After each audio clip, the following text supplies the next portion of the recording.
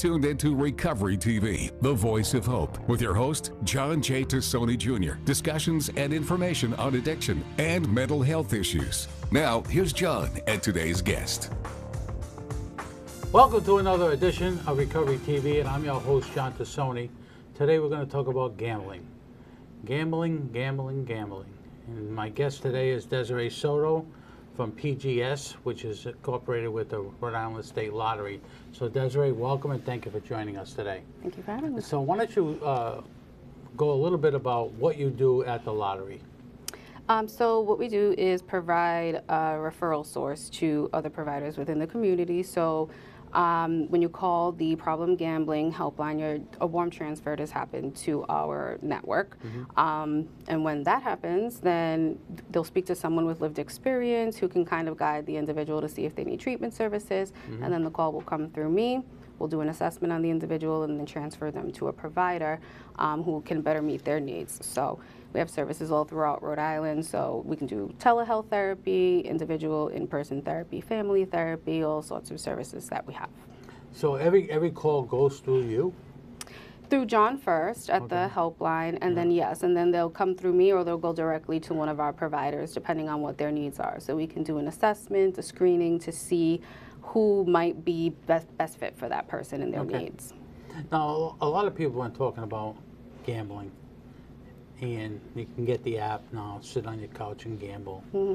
I'm hearing a lot of problems with young adults and adults. Have you seen an increase in problems with gambling? Yes and no. I will say we haven't necessarily seen an increase in calls. We get on average per year anywhere from 350 to 450 calls. Wow. Which sounds like a lot, but that's pretty average since I've been working for the company since 2023, so almost 2 years, and it's been pretty steady. In treatment right now, we have about 80 clients, and since I've been there, that's been the average census, so that hasn't changed too much.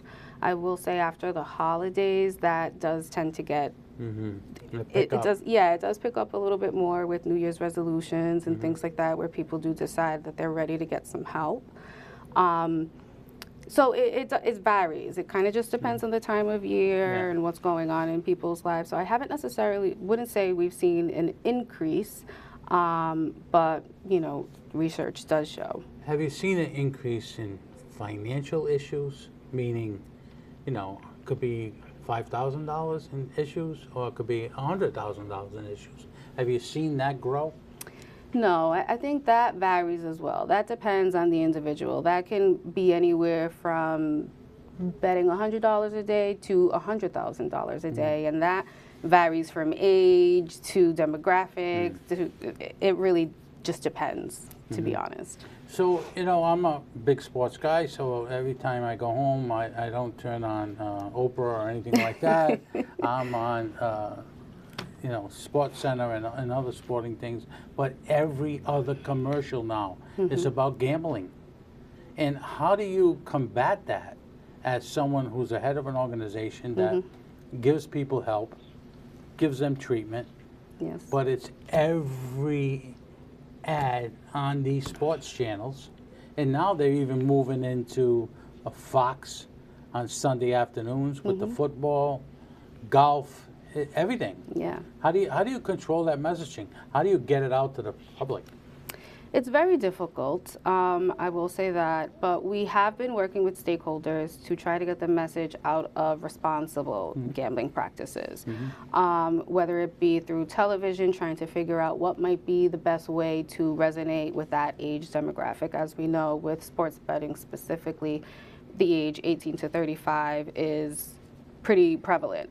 More specifically 18 to 25 aged college students. So we've been going out to colleges. We've been asked to come to speak at colleges pretty often. We just did a panel the other day at one of the colleges and spoke to over 150 students to just let them know some of the signs and symptoms, the severity of what could lead to a possible gambling problem, what are some of the responsible gambling tools, I think that's a service that is embedded within the app that a lot of people don't really know, and it's in the terms and conditions when you sign up. Right. But like anything else, right? We just kind of zoom through and don't really pay attention to that. Check it off. Yeah. Alibi. Exactly, just to kind of get through it. So we've been highlighting that more frequently, and again, working with stakeholders and just trying to figure out how do we get this message across to people so that they can know that this is there and this can actually work, and try to sort of deter it from becoming a problem so that they can use it early on. Yeah. So we're trying to work on a project right now where we can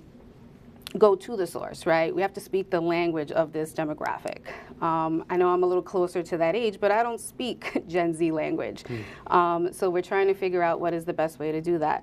Maybe holding focus groups with certain groups of individuals at different schools, and figuring out what can we say and do to resonate with you that's going to get them to say, oh, okay, let me stop and pay attention to this so that I can actually utilize this.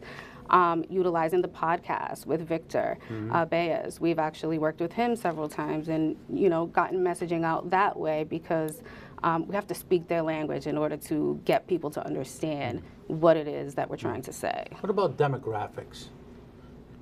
White, black, Latino, Spanish. What about that?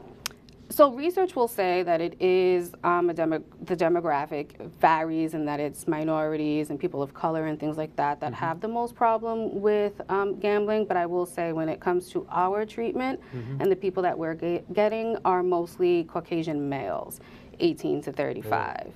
Yeah. So research will say otherwise, but within our population, that's what we're seeing.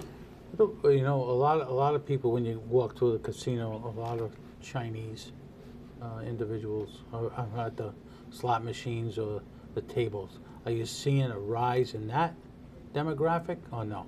Within our treatment program, Right. no. Really? No. They don't say because they have a problem, or they don't want people to know they have a problem? I think it's accepted culturally within, it's a culture thing within their culture. So for them, I don't think that they identify it necessarily as a problem. And for some people, it's not, It depends on how people are raised within their culture and what they look at as a problem. And because when it comes to gambling, it's so widely acceptable to people. You go to a bachelorette party, you go to an event at a casino or something, it's very widely acceptable to people. So people don't look at it like it could be a problem. And for many people, that's true. But just like anything in excess could potentially be a problem. Right. But yeah, I think it really just depends on the person and who's actually seeking help. But as mentioned, who we see is actually seeking help are Caucasian males. Now, you mentioned earlier about colleges, and I know that being in the dorms, a lot of downtime, and kids have nothing else to do but gamble. Are you seeing a rise in college athletes? Maybe not even, I should use the word athletes, but college students, a rise in gambling? Not so much in the program, our program itself, but I will say that colleges have reached out to us to do seminars and hold panels because they're definitely seeing rises within their colleges. So we're tackling RAs, doing info sessions with the RAs, with the faculty.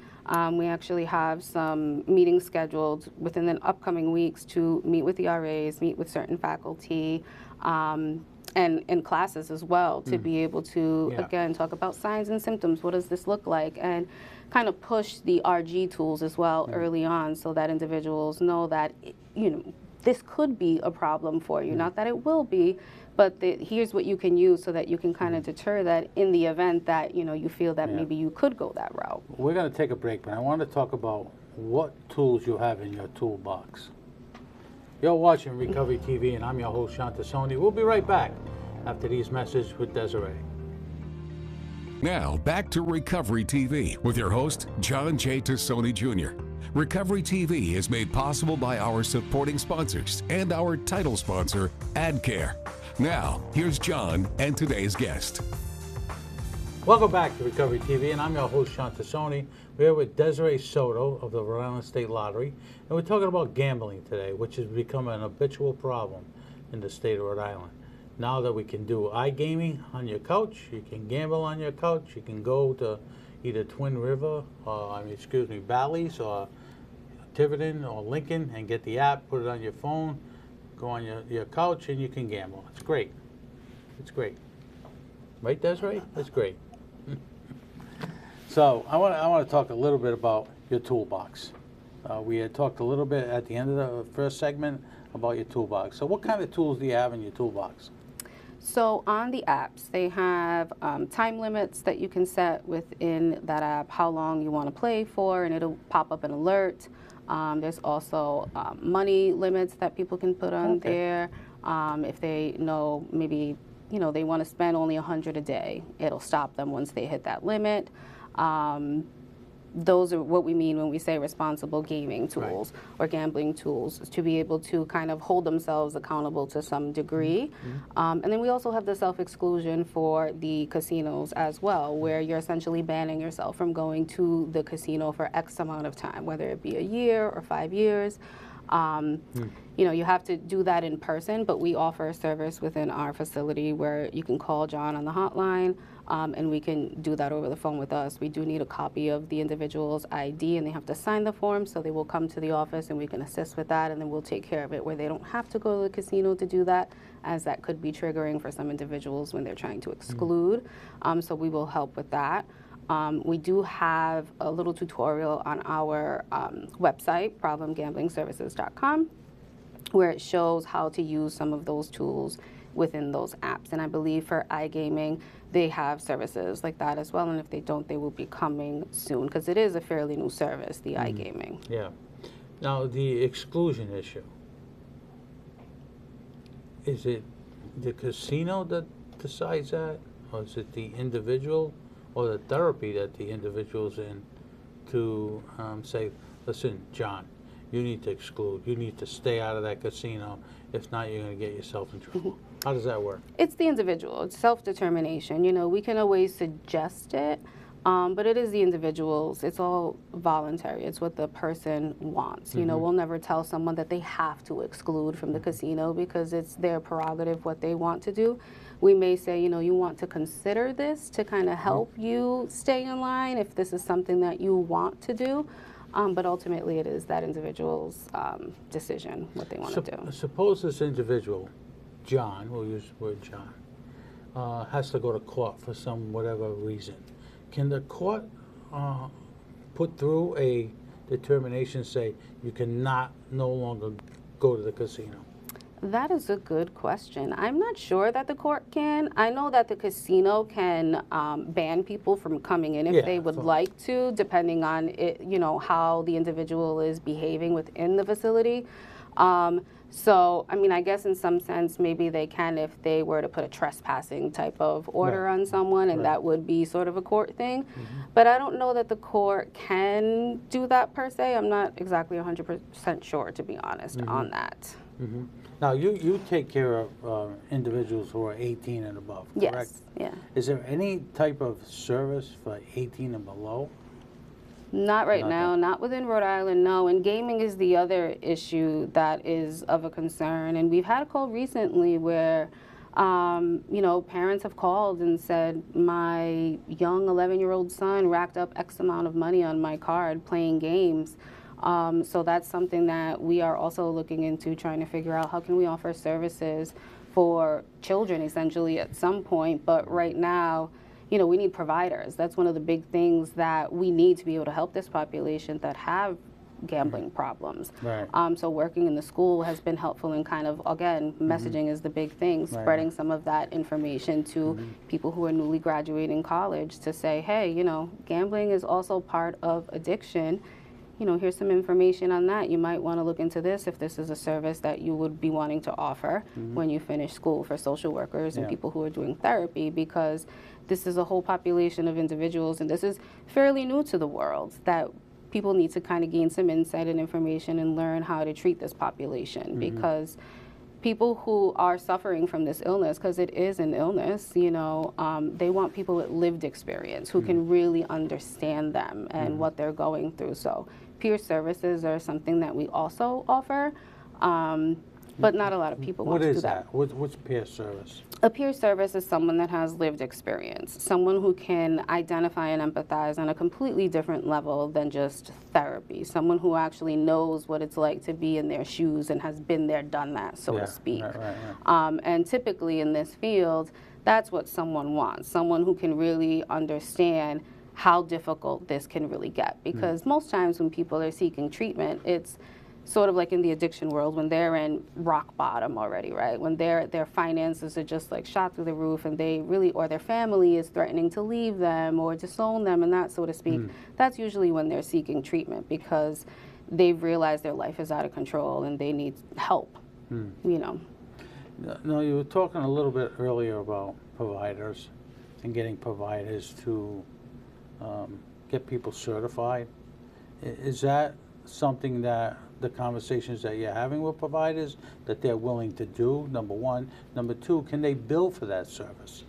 Yes. So through the Rhode Island Council on Problem Gambling, they offer the Training Academy, which is a 30-hour course, I believe, for $275, where you do this course and you can get the endorsement on your professional license, and then they can ethically provide services to clients that have a gambling problem. And insurance can bill, they can bill insurances for this because it is an actual diagnosis in the DSM, so they are able to bill for this. Now, how many folks did you say? You say you had about 80 in treatment? Yes. Do you have a range where it's 18 to 24, or is it 24 to 35, or is it 35 to 55? What's the average there? So I was actually looking at that today because I'm working on a project, and right now the amount that we have, it's anywhere from 18 to 60 years old are the bulk of our clients, and I would say it's mostly anywhere from about 25 to 60 is the age range that we have the most clients. Yeah. We're going to take a quick break and then we'll finish up. You're watching Recovery TV and I'm your host, John Tassoni. It's all about gambling. It's all about getting your life back together. It's all about making sure you continue on the road to recovery. We'll be right back after these messages. And now, back to Recovery TV with your host, John J. Tassoni Jr. Recovery TV is made possible by our supporting sponsors and our title sponsor, AdCare. Now, here's John and today's guest. Welcome back to Recovery TV, and I'm your host, John Tassoni. Desiree Soto is in the house, and she's with PGS, the Rhode Island State Lottery. So, Desiree, thank you for joining us today. You know, we're heading into the holidays, a lot of things going on. A lot of people may say, well, maybe let me try one more time. Let me try 2 more times. What kind of programs do you have coming up for the holiday? So we have our holiday campaign is the gift responsibly. So lottery tickets are not child's play is our slogan. A lot of times people like to gift lottery tickets to children and they're stocking stuffers, and so that's a big no-no. You have to be 18 plus to use the lottery products, most of them. So that is our slogan. You'll see that on the billboards. You'll see that all over the websites. You have to be 18 and over. So that is the biggest thing that we have going on right now for the holidays is gift responsibly. Lottery tickets are not child's play. Well, Desiree, you have your work cut out for you now. You know, it seems to me that more and more people are getting involved in problem gambling and getting their lives turned upside down. So thank you for what you do. Thank you for running those programs. I really greatly appreciate it. Thank you. Do you have a website or something people can go to? Yes, they can go to problemgamblingservices.com, and if anyone feels that they need services, they can always dial 211 through United Way to reach us, or call 401-499-2472. That leads directly to John at our helpline as well. Great. Thank you so much for joining us. Listen, folks, next week, Chris Farina of FACT is my guest. We'll see you next week. You see something, say something. Have a great week.